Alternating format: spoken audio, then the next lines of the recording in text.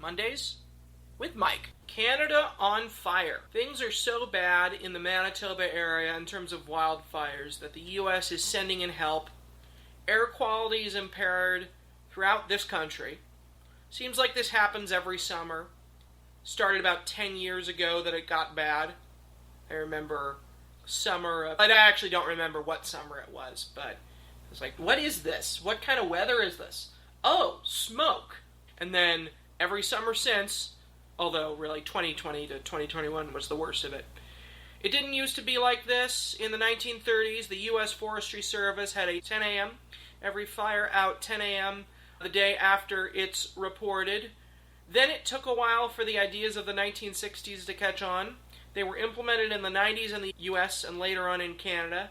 But Canada's got more forests than we do and less people. Given the health impact to people with sensitivity, and given the quality of life, I would ask the difficult question. Are all these fire seasons worth it for the long process of clearing the fuel? Do we really know what we're doing in terms of fire control? See Los Angeles. Might it not be a better idea to have a bunch of fire breaks in forests so that wildfires, if they must happen, don't get out of control?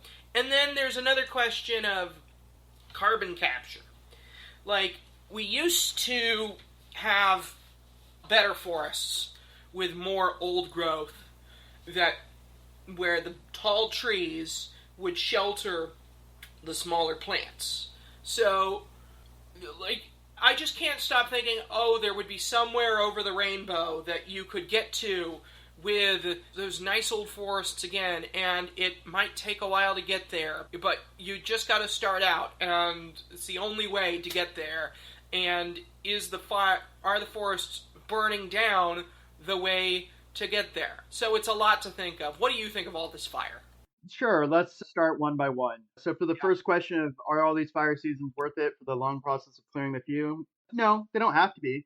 So the largest jobs program in the world could be hiring just an exorbitant number of people to walk through all the fires, walk through all the forests in the non-wildfire season, clearing all the fuel, all the ground. When Trump said, "Oh, you should break the leaves," they could. Canada's a huge country that has a population that's way smaller than the size of the country. This goes back to the thing we were talking about before of the US being a huge country that could also take in more people.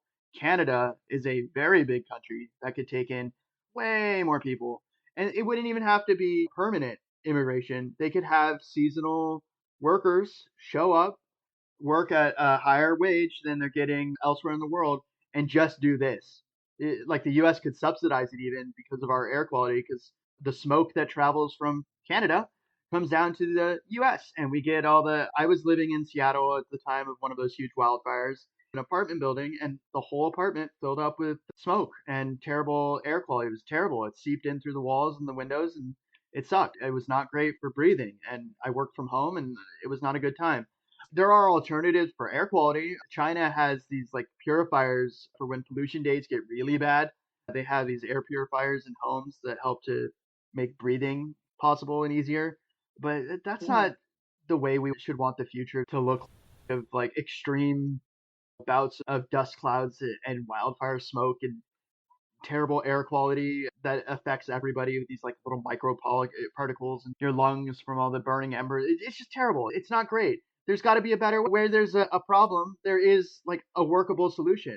The most workable solution, if you want to reduce poverty and illegal immigration and you want to help elevate people's lives and prospects, is to just hire a whole lot of people, way more people than have ever been hired in the history of fire prevention, to just go through. You could do it with the US too. Just go through all the woods and rake those leaves, right? Just gather up all that fuel and find something to do with the leaves and the fuel, like composting or something. Turn it into fertilizer. I don't care, but find something to do with it that isn't huge wildfires. We've got to find a way to address this with the tools we have available to us, because what's very clear is that these huge wildfires and the clouds they create, it's not just the danger of the wildfire, right? Like, fires happen. They've been happening forever. It's the fact that because we live in these urban environments and because wind travels, you're getting these huge clouds of air pollution. They permeate every level of your being. Have you ever watched the show Chernobyl on HBO, Yes. where they talked about that radioactive cloud that was going to cover all of Europe and was going to lead to just a huge number of casualties and death and cancer? And they're like, we have to stop it. We have to find a way to not have that happen because it's going to just dramatically alter the quality of life of everyone. Europe will hate us forever. We can't have it. It can't happen. Same deal here, right? These wildfires, they happen. It's part of nature, right? Like lightning strikes a tree, catches on fire, burns down thousands of acres of wood. Okay, I understand. But the whole point of human society, of like technology and invention, is that we solve collective action problems. We figure it out, right? If we don't have enough water for irrigation, we dam up rivers. We stop the flow of water and we divert it. If we don't have enough streams for salmon and fish, we build more streams, right? We build a series of lifts and ladders and all sorts of canals, right? Look at, I think it's the Netherlands. What's the one that has the huge series of like dikes? It's the Netherlands, yes. Yeah, where they've got like the most advanced series of water management in the history of the world, of the planet. It's incredibly complex, right? To stop from sinking. Same deal has to apply to trees, right? We can't just have this hands-off policy of, oh, let's respond to a fire after it happens. Let's reduce the amount of fires that do happen, period. And the way to do that is to just hire an exorbitant number of people. Look, the US had it for a while during the Great Depression and the New Deal. They had the CCC, the Civilian Conservation Corps, and the WEPA, the Works Progress Administration, where they just put people to work. They said, build fire breaks, build trails, build, you name it, fix it. Make everything look nice and pretty and clean and make it safer for everybody. If you go to Orcas Island, they've got a monument dedicated to them in the San Juan National Park. It's pretty cool. The point is, the situation as it is doesn't have to be. There are ways to address it. There's just not the political will to do it. And the question is, why is there not the political will? Always confused about this because the US could exert extreme political pressure and economic pressure to stop these clouds from polluting our airs because it affects us, right? It's the same kind of principle of if a coal factory is dumping all their coal in a river and then the coal travels downstream in the river and pollutes the water, you would hold the coal company accountable. Just because Canada is a different country doesn't mean we don't feel the effects of their policy with regards to wildfires. And you're right, they have a much smaller population and they don't have as much resources. So this is one of those things where they would need help. But we benefit and we would benefit from helping them because it affects us. And it affects us for healthcare prices, of all things, for rates of asthma, and for things like cancer. And I'm sure there's been tons of research on this, and I'm sure there's going to be more all the time. But it's like, it can't be good that our air quality is so bad that it's the worst in the world, right? It can't be good. There's no scenario I can envision where air quality getting so bad for the particulate matter in your lungs that it's like the most unbreathable place on earth. Not good. And there's got to be a way to address it. There has to be, right? It wasn't always this way. It doesn't have to be this way. So it's a collective action issue, and I think there are ways to address it. There just needs to be the political will to do it. And the problem, sadly, for right now is like our governments are on the outs because Trump is like, oh, be the 51st state. Yeah, all the negativity and the economic punishment with the tariffs. So it's not so clear that we're going to work together to fix this problem. But this is also an issue of Canadian national policy, right? There's not the will to address it. And maybe there should be, like, maybe there should be more of an effort to actually address this particular issue. They do, in fact, have more trees than we do, right? Like, it's a big forested country full of trees, right? There's got to be a way. So, to the next one, though, do we really know what we're doing on fire control? We could definitely do more, right? There's no question we could do more. There's got to be technologies and ways of addressing fire that don't react after the fact. There's got to be ways to stop a fire from happening at all, right? And what are the necessary ingredients for fire? It's what? Oxygen, fuel, and a catalyst, right? You need some kind of thing to cause the fire to happen. So, like a power line or a lightning bolt or human action that is terrible, right? But if you remove one of those elements, you remove the fuel, you remove the oxygen, or you remove the catalyst, no fire. And so the question becomes, I mean, there are exceptions, but that's the general idea of it needs those things. So the question becomes, are there ways to limit those things? And the answer is probably yes. There probably are. We're just not doing them as much as we could. And if you have lightning, because lightning happens when you have warm air on the bottom and cold air on the top, and then you get a violent reaction with cumulonimbus clouds, and you get lightning strikes. So you know about fire tornadoes, right? So fire nados, yes. About weather patterns that occur specifically from wildfires, that it creates precipitate in the air, creates clouds, right? So less fires, less weather from fires. It's pretty straightforward. So there is that. And I just think to myself, you can't, the global climate, the global average temperature is going to be a function of, it's going to be a function of a lot of things. CO2, methane, position relative to the sun, weather, but also things we can do some, okay, on a global level, CO2 emissions and stuff. But on a local level, there are heat islands. Pavement. If the built environment absorbs heat, that heat is now came from the sun and now it's in the atmosphere. It didn't bounce off.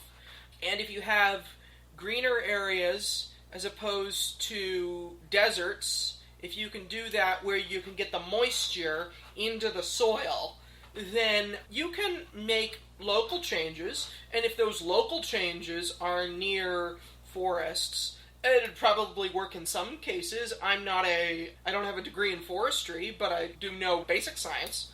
So I just think it would be great if we could go levels like that. Sure. I'll give you a completely crazy off-the-wall idea. We could do huge desalinization of the ocean, of just huge amounts of water, and irrigate all the forests. Just cover them in a layer of water a little bit. It would reduce the spread of fires, not completely, but if there was a way to figure more. So how many wildfires happen in rainforests down in good point, the Amazon, unless they're controlled burns, like unless they forcefully make a fire? It's not like wildfires just happen on their own all the time in a very water rich environment.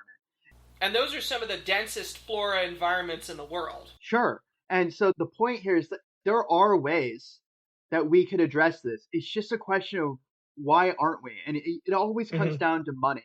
It always comes down to resources and political will, that if you do one thing, then there's a cost somewhere else in terms of the trade-off. But the question is it worth it? Because we don't know what the long-term effects of this air pollution is going to be, because it's still being studied and it's dense, right? This is a very, not unique phenomenon, but it's a phenomenon that definitely happens more in North America with the wildfire smoke, of how it affects people to the degree that affects people. And there's got to be a way. But you're right. Let's talk about the next one, though, of wouldn't it be a better idea to have more fire breaks? Absolutely. This goes to that discussion we had about Los Angeles. There should be a requirement that anybody on the edge of a housing development or area that could be affected by a wildfire, that they have a certain distance from the forest to the development. And if it's too dense, that's where government comes in. They can say chop down however many trees it takes to ensure that there's a fire break at a distance we know the fire will most likely not jump. If we can limit that, we can dramatically limit the effects of fire on the social environment, on the houses and habitats. Will it happen? Probably not. Yeah, it's like there could be a huge plume of smoke covering all of North America as long as that fire break isn't in my backyard. Yeah, and the whole point here is you're right. They 100%. If there's a will, there's a way. They made railroads. They made cities. They built giant skyscrapers. They built ships, planes, you name it, right? The shuttles to go out into space. Like all sorts of technologies that, didn't exist and then existed. Same deal here. It's not like it's a super complicated technology, right? If you build a big hole or of a large enough distance, or build a giant wall of a large enough height, you stop the progress of fire, period. And so could Canada conceivably create a fire break around the entirety of the forest? Sure, they could. It would take a while. It would take a lot of people. Same could be said for the United States. They 100% could do that. Will they do that? Probably not. It would be expensive.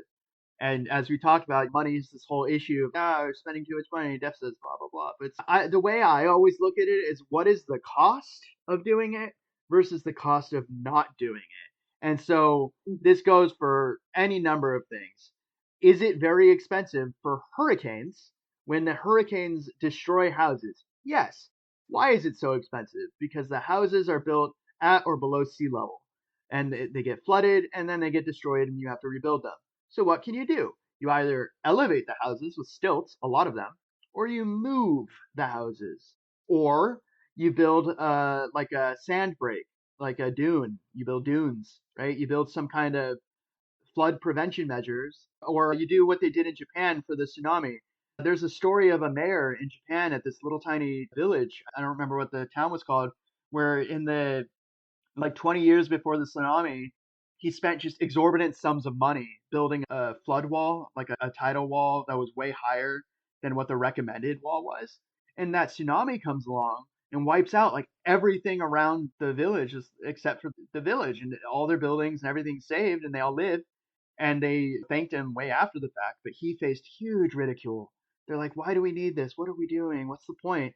And hopefully when it happened, he like pointed at the wall and said that was the point, right? Who's laughing now? We saved all your stuff, guys. It was worth Yeah. it. We saved all your stuff. Look at all those other places where they didn't do it, and not only did they lose all their stuff, but now they have to spend all that money to rebuild. And it costs more than what it costs us to build this wall. Who wins at the end? Haha. The point I'm making is that society exists more than just in consideration of money. It's what are we preserving with what we have? And what we have is the stuff that's already there. And the best way to preserve the stuff that's already there is to make sure it doesn't all get burned down in a giant fire.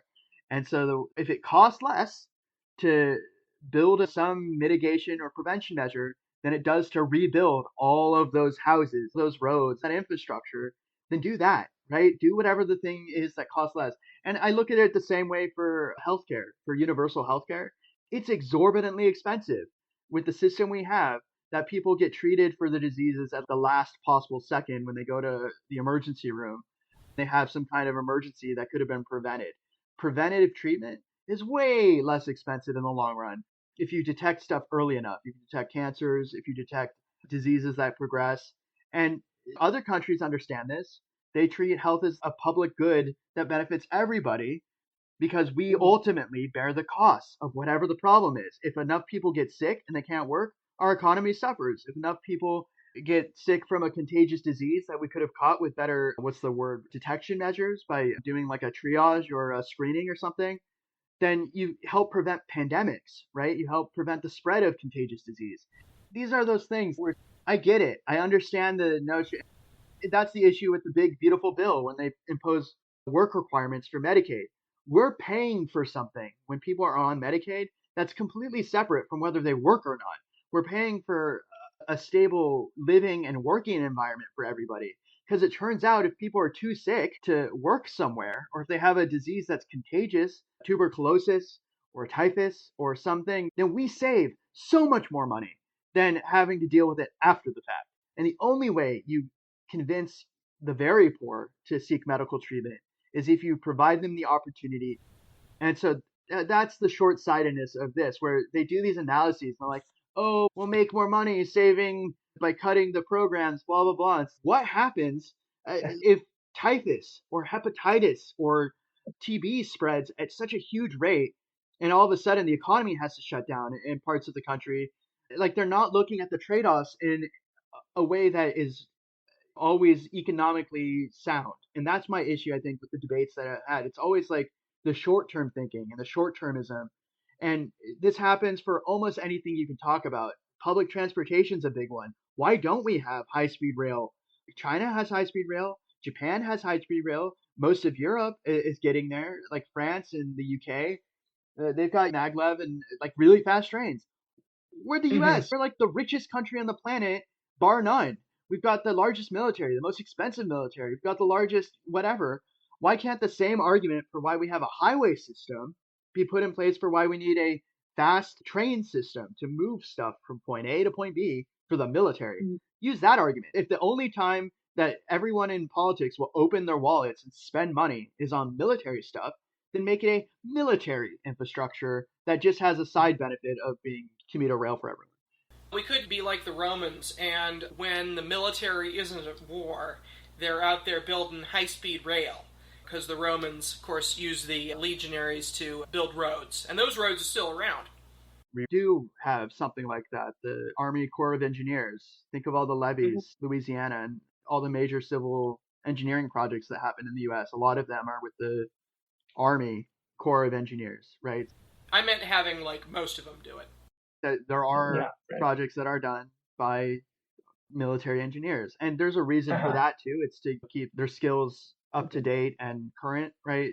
So, for example, medics in the military would go down to Haiti and treat people in the ghettos of Haiti to simulate wartime conditions. What are the kinds of wounds and injuries that we would see in a war zone? Haiti with the gangs and the violence. And so, a good way to train a military medic is to bring them into a place like that and have them treat people suffering serious injuries of that scale. Or to Chicago, right? To inner city Chicago with the gunshot wounds is a place that they train for medical training. I don't know if it's a place they train, but I certainly know it's a place they could train, right? Because they've got the high rates of gun violence there. And the whole point is that there are ways we can address the problems that exist. It's just a question if there's a political will. And this all goes back to money. Actually, it goes back to a philosophy that's actually pretty insidious, that these very wealthy people are spending exorbitant sums of money to try and reduce the amount of revenue the government has, even though they directly benefit, since they own the most, from government stuff. Who gets affected the most by wildfires? It's not people who don't own homes. It's people who own homes, right? The people who own property that burns down. So you would think maybe instead of spending so much time and energy and effort trying to get tax cuts so they themselves have money, they instead invest heavily in the people who can actually address the problem, because it's a collective action problem. A private individual can't do stuff on federal land. They would need permission from the federal government. Who can do stuff on federal land, almost over half of which west of the Mississippi is owned by the government?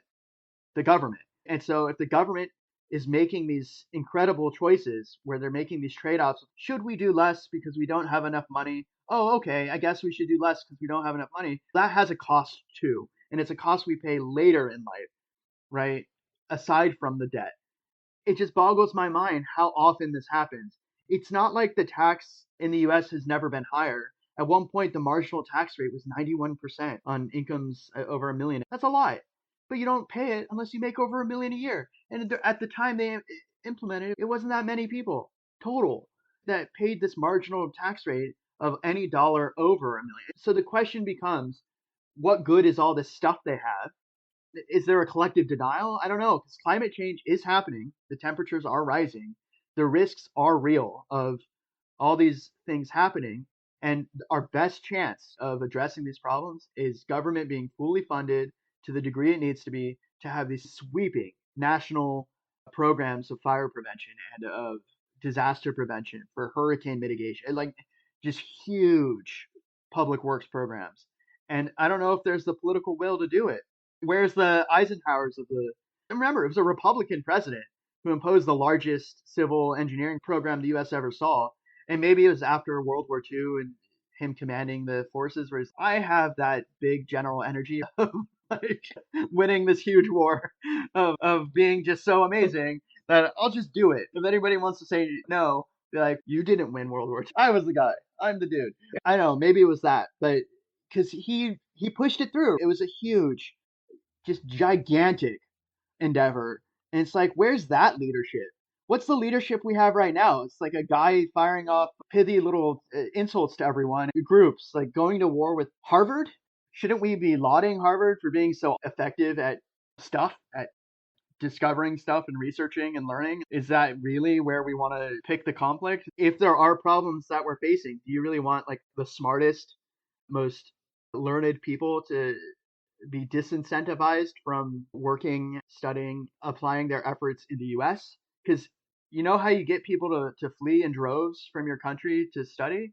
You stop letting people come to the country to study by banning international students. That's how you don't get Einstein. Einstein came to the US because we recruited him. right? We said, come on over. It's better here than over there. Come here.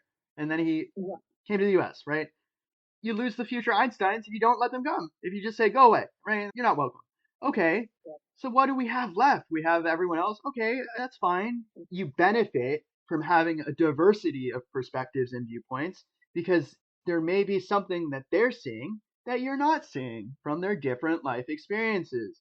If everybody only eats corn, then we don't understand the value of the potato, right? Or if everybody only eats wheat, we don't understand the value of barley. You want a diversity of viewpoints because you benefit and you gain.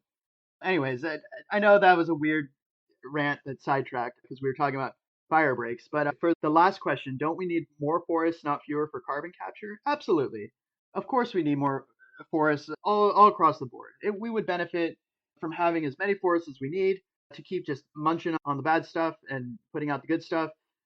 But there is a cost to society, right? That we cut down trees to build stuff, and we build stuff, so we have to cut more trees down, or we have to harvest resources that are under the trees, right?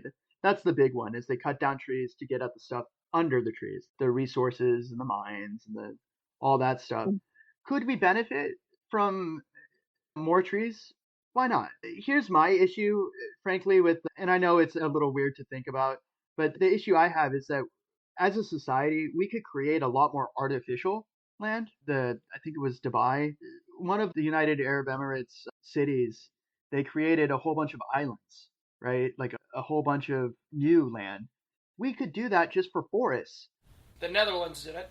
There's a lot of ocean, right? We could just build stuff out into the wherever, or we could clear the icy domains or heat them up. I don't care. Just find a way to build way more forests. We can do it. We just don't. And this just goes to the like lack of imagination. Like, there's resources we have available to us to solve problems that exist. But it's all this ivory tower stuff. There are people who study these things and they learn about these things and they propose ways to address these things, and then nobody listens because you have people in power who actively like disdain learning things. Who it's not so clear to me that he reads any kind of research. He reads the newspaper and then he circles things with a Sharpie. Yeah, and he sends photos of his hands to a guy that said he had small hands. Maybe that's what they have to do. They have to do all this research that says Trump can do it. Trump can do all this great stuff, and he'll be the hero that saves us all in our time of need. How about this? The Great Trump Forest. The biggest, most man-made forest that captures the most carbon, and it's the most green, and it's the most beautiful, and for all time people will see it and say, thanks, Trump, Trump, thanks, Trump Forest. Absolutely. A forest of Trump's name that you can see from space. And it's so Yeah. big, and it's so amazing, and it's so great that that for time immemorial, anytime people look down at Earth from space, they see Trump, the forest, right? And it can be the largest, most expansive forest ever built, right? It could take all 4 years or all 3.5 years, whatever remaining, however many. He could even put an Ewok resort in it. Trump Woodlands. Sure. Remember when they put out the checks that Trump had to send out that letter? It was like, I did this, Trump, for the pandemic. Same deal here. If someone would approach him and said, hey, we've got this problem of not having enough forests for climate change and carbon and all that. So why not just make a giant Trump forest? Let's do it. And we need you to plan it ahead of time and under budget. Yeah, why not? Yeah, if someone came up with that, where it played to all of his particular image, like managing his ego, as it were, and being like, this is so great. It's so amazing. It's the biggest, most amazing thing. And it's all you. It's all Trump. Look, it's the Trump forest. It's great. Maybe, but it's a strange state of affairs. That's where we're at as a country. Of the only way we're going to get something of that magnitude is if Trump feels that he personally benefits in some way as a monument to his greatness. Weirder things have happened in human history. If we get a forest out of it, I guess we can pay him a few compliments. I don't know. I think a lot about the Persians, the Xerxes, where he built a land bridge in Greece that didn't exist, where they cleared the whole ocean and just built a bridge into Greece, into Europe. Alexander the Great built that thing, and I will show you your city is connected to the mainland. They did it way long ago. Just these huge, innovative things. And if they can do it then, we can probably do something now that's innovative and effective at addressing the problems of the future. We can do it. Mondays with Mike.